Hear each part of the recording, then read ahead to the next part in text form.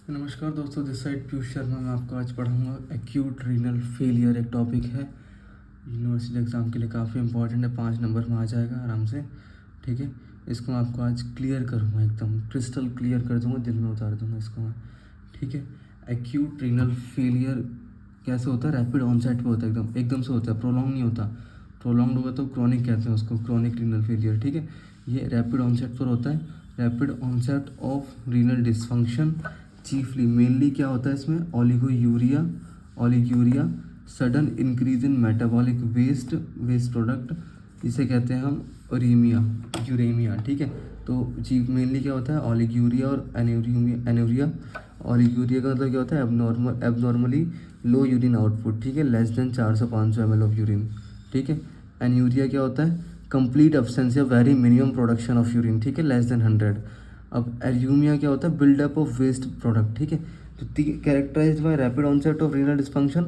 Mainly क्या होता है? ओलिगोयूरिया हो जाता है, इसमें एन्यूरिया हो जाता है, और sudden increase in metabolic waste in the blood with constant development of uremia. ठीक है, मतलब बिल्डअप हो जाता है मेटाबॉलिक वेस्ट का। अब पैथोजेनेसिस देखें इसका। पहले पैथोजेनेसिस, पहले एक डायग्राम देखो, इससे काफ़ी क्लियर हो जाएगा पैथोजेनेसिस। ठीक है, तो आपने पढ़ाई होगा थोड़ा बेसिक चीज़ इसकी। तो पैथोजेनेसिस का 3 कारण से होता है, 3 कारण होते हैं इसके: pre renal cause, renal cause, intra renal cause और पोस्ट रीनल कॉज। ठीक है, अब प्री मतलब ये रीनल है, ये तो रीनल हो गया, ठीक है, किडनी आपकी। ठीक है, अब प्री रीनल किडनी से पहले की चीज़ ये सर, अच्छा ये, हाँ जी सर, प्री रीनल, और किडनी के बाद की पोस्ट रीनल। ठीक है, तो जो किडनी से पहले जो ये आर्टरीज हैं, रीनल आर्टरी, रीनल वेल, ये प्री रीनल हो गया। ये अगर इस रीजन में दिक्कत आती है तो प्री रीनल हो गया। ठीक है, प्री रीनल कॉज। अगर दिक्कत यहाँ पर आती है, किडनी में आती है, तो इंट्रा रीनल हो गया, इंट्रा रीनल। और दिक्कत अगर आपके किडनी के बाद ये यूरेथ्रा, ये यूरेटर्स और ये यूरिनरी ब्लैडर, ठीक है, यूरेथ्रा, इनमें आती है, तो आपका एक पोस्ट रीनल हो गया, आपका ये पोस्ट रीनल हो गया। क्लियर है? क्लियर है? अब प्री रीनल में दिक्कत क्या आती है, आ सकती है सर? प्री रीनल से क्या क्या सर, यूरिन आ रहा है क्या? हाँ, नहीं नहीं, क्या आ रहा है? ब्लड आ रहा है।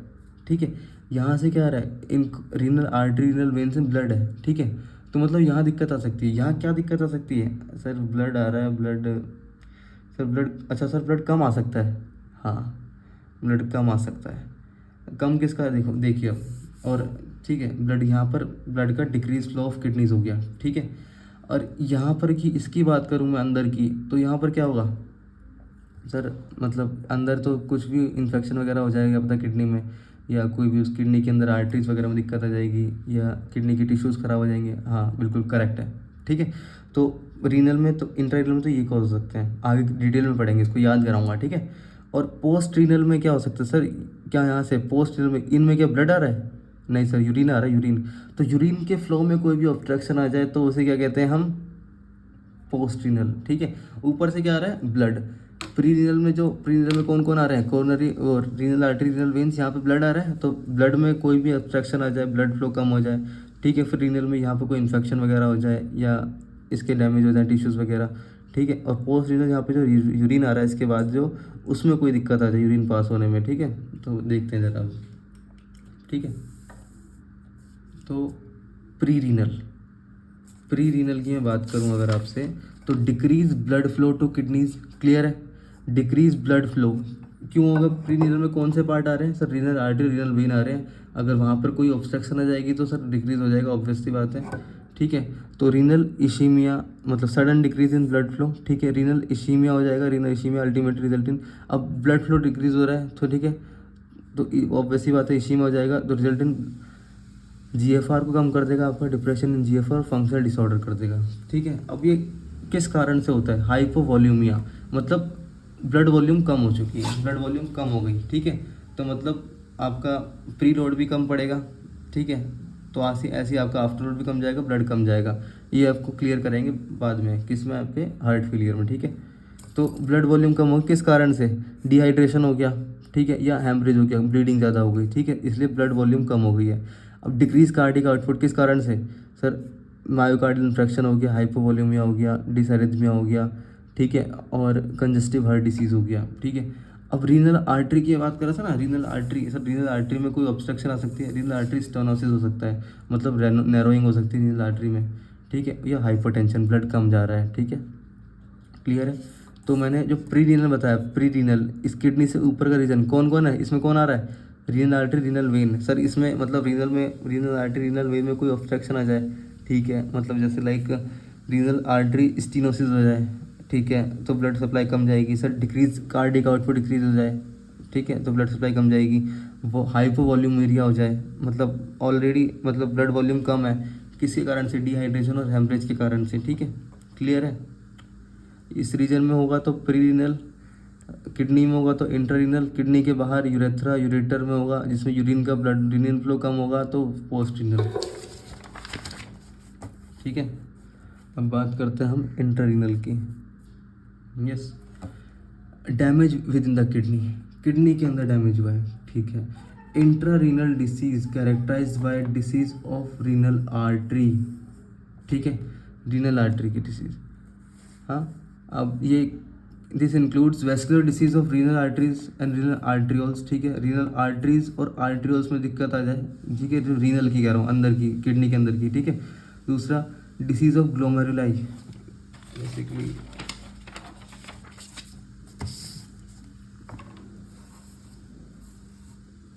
ये आपका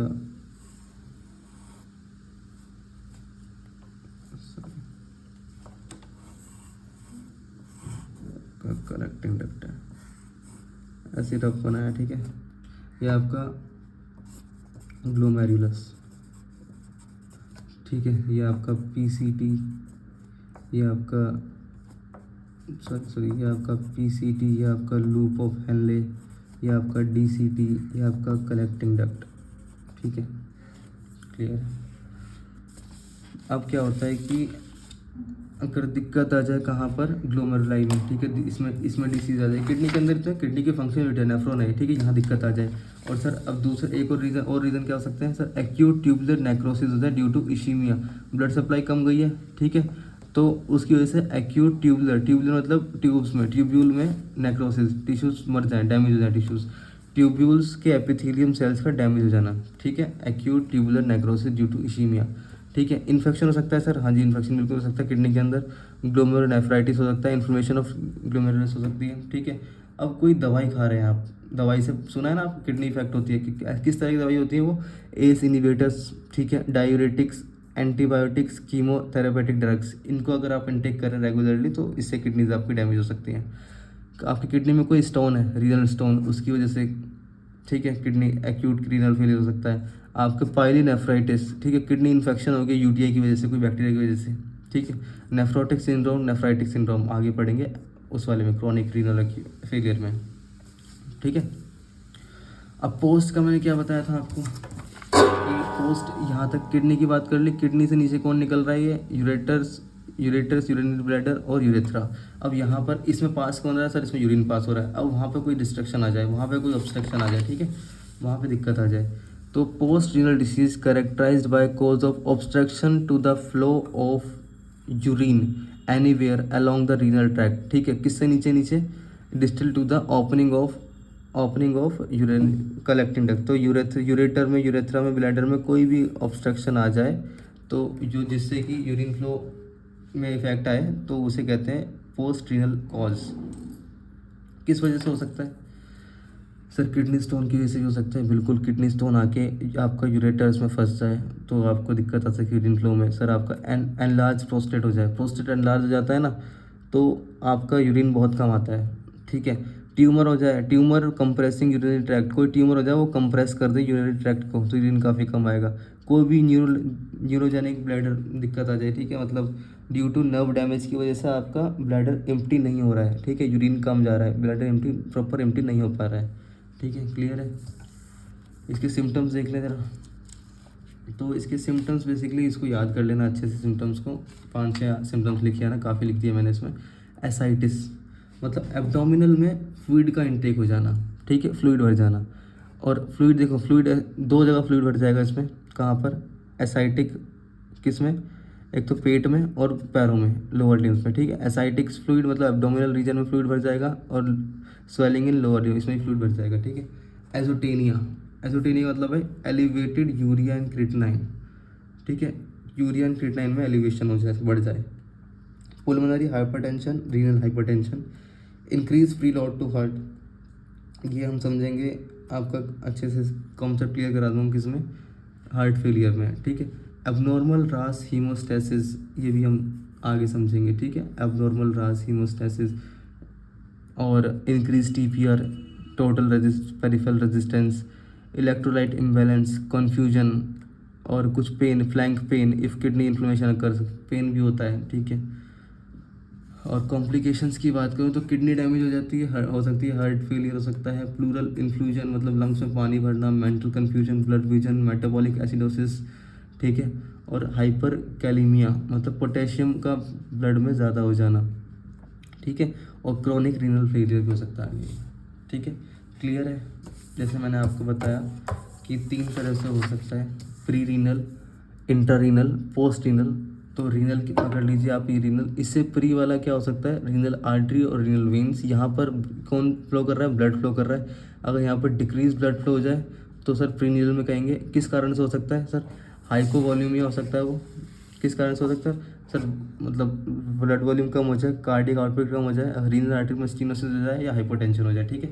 अगली बात करूँ मैं, किडनी में दिक्कत आएगी सर, किडनी में इन्फेक्शन हो जाए, या किडनी की आर्टरीज और आर्टरीज में दिक्कत आ जाए, किडनी से ग्लोमेरुलस में दिक्कत आ जाए, इन्फेक्शन हो जाए उसमें, ठीक है। और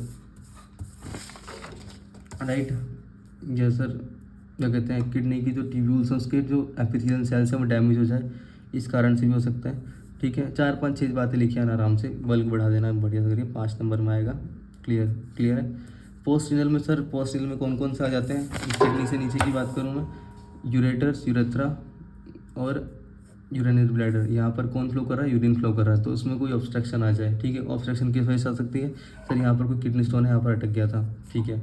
और दूसरा सर, कोई दिमाग में प्रॉब्लम है, नर्व्स डैमेज हो गई, तो यहाँ पर ब्लैडर एम्प्टी नहीं होगा, ठीक है।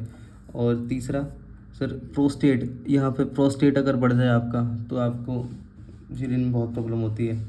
और चौथा हो सकता है आपका क्या, चौथा क्या बताया था, कोई भी ट्यूमर आ जाए, ट्यूमर कंप्रेस कर दे आपके किसको, रीनल ट्रैक्ट को, ठीक है। क्लियर है, यस। सिम्टम्स याद कर लेना, पेट में पानी भर जाएगा, पैर में पानी भर जाएगा, पुल्मोनरी हाइपरटेंशन, रीनल हाइपरटेंशन, प्रीलोड बढ़ जाएगा, ठीक है। इलेक्ट्रोलाइटिक इम्बैलेंस हो जाएगा, पेन होगा, एजोटीनिया होगा। ऐसे बहुत ईजी है, पेट में पानी भरना, ठीक है, पेट में पानी भर जाएगा, पैर में पानी भर जाएगा, ठीक है, सूजन आ जाएगी। और पुल्मोनरी हाइपरटेंशन, रीनल हाइपरटेंशन, ठीक है, इलेक्ट्रोलाइट इम्बैलेंस, कन्फ्यूजन और पेन, ठीक है। इसको याद कर लेना, और रास, रास, ठीक है, बहुत ईजी है। और इसमें कॉम्प्लिकेशंस में kidney damage, heart failure, pleural inflation, lung से पानी भरना, mental confusion, blurred vision, metabolic acidosis और पोटेशियम बढ़ जाना ब्लड के अंदर, और लास्ट है क्रोनिक रीनल फेलियर, ठीक है। क्लियर है, क्लियर है, यस। और इसके आपको नोट्स मिल जाएंगे मेरे टेलीग्राम चैनल पर, फार्मा थ्रस्ट के नाम से, फार्मा थ्रस्ट, ठीक है। अब 5 नंबर में आए ना, बहुत इनफ है। 5 नंबर में ये लिखे आना, इस डायग्राम बनाना है, प्री लोड लिखे आना, ठीक है, वो सॉरी प्री रीनल लिखे आना, इंटर रीनल, पोस्ट रीनल से सिम्टम्स लिखे आना। 5 नंबर में एकदम 5 नंबर मिल जाएंगे। और नोट सीधा हर्ष मोहन से हैं, ठीक है। कोई टीचर कहे कि नोट्स सही नहीं है, कहाँ से लाए, किताब खोल के दिखा देना उनको, ठीक है। हर्ष मोहन से लाइन बाय लाइन नोट्स बना रखे हैं, ठीक है।